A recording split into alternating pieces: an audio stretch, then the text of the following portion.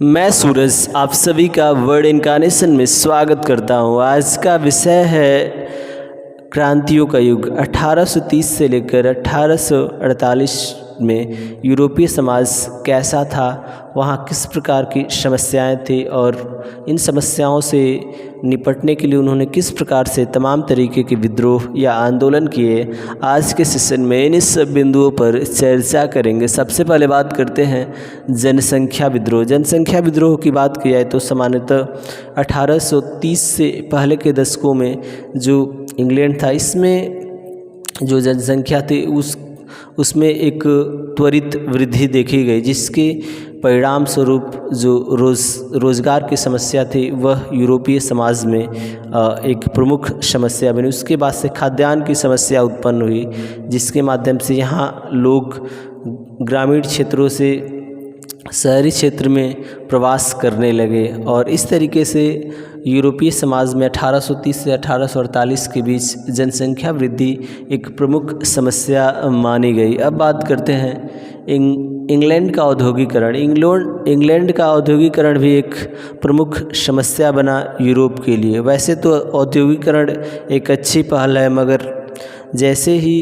England का औद्योगिकरण तीव्र स्तर से हुआ, उसके बाद से जो यूरोप के अन्य देश थे वहाँ उत्पादन की दर थी उनकी कम थी, मगर यूरोप में आधुनिक यंत्रों के द्वारा जो कपड़े का उत्पादन होता था पूरे यूरोप की अपेक्षा कहीं ज़्यादा होता था और सस्ते कपड़े यहाँ बनाए जाते थे, जिससे पूरा यूरोपीय बाज़ार इंग्लैंड के कपड़ों से भर गया था और जो स्थानीय जो कपड़े निर्माता थे उनको कोई आमदनी नहीं हो पाती थी। इस प्रकार से जो मशीनीकृत कपड़े थे वो अभी यूरोपीय जो छोटे मोटे उद्यमी थे उनके लिए एक समस्या का कारण बन गया था।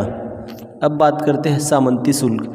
सामंती शुल्क की बात की जाए तो यूरोपीय समाज में जो किसान वर्ग था वो सामंतों से परेशान रहता था, क्योंकि सामंती शुल्क के अंतर्गत जो भी फसल होती थी उसका कुछ अंश या टैक्स के रूप में अपने सामंत को देना पड़ता था। उसके बाद से उसे समय समय पर उपहार भी देना पड़ता था, जिससे किसान की स्थिति हमेशा दयनीय बनी रहती थी। और सबसे बुरी स्थिति तब होती थी जब किसी कारणवश अगर सूखा पड़ जाता था या फसल बर्बाद हो जाती थी, उस समय तो किसान को तमाम तरीके की प्रताड़नाएं सहनी पड़ती थी। अब बात करते हैं फ्रांस का 1848 का विद्रोह।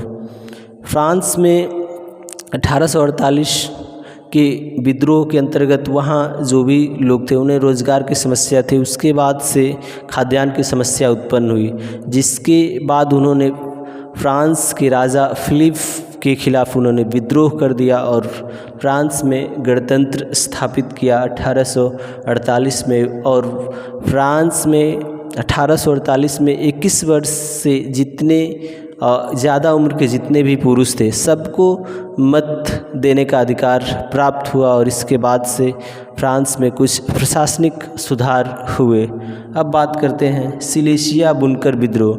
सिलेसिया बुनकर विद्रोह की बात की जाए तो 1845 में, जो कि पोलैंड का एक क्षेत्र है, हुआ था और जिसके माध्यम से यहाँ के बुनकरों ने अपने ठेकेदारों के खिलाफ विद्रोह कर दिया, क्योंकि जो भी बुनकर होते थे जो ठेकेदारों के आदेश पर जो कपड़ा बुनने का कार्य करते थे उनका जो मूल्य होता था बहुत ही कम होता था महंगाई के अपेक्षा, जिससे उन्हें अपने जीवन में तमाम तरीके के संघर्षों का सामना करना पड़ता था, परेशानियों का सामना करना पड़ता था, जिससे उबकर उन्होंने जो भी ठेकेदार होते थे उनके खिलाफ विद्रोह कर दिया 1845 में। और वह विद्रोह एक सशस्त्र विद्रोह था, जिसमें उन्होंने जो भी ठेकेदार थे उनके घरों पर हमला कर दिया और वहाँ जो भी खाद्यान्न था, कपड़े थे, उन सबको लूट लेने का कार्य किया, जिसके बाद से जो भी बुनकर थे अपने परिवार लेकर दूसरे क्षेत्र में चले गए। बाद में फिर 24 घंटे बाद वह सेना के साथ फिर अपने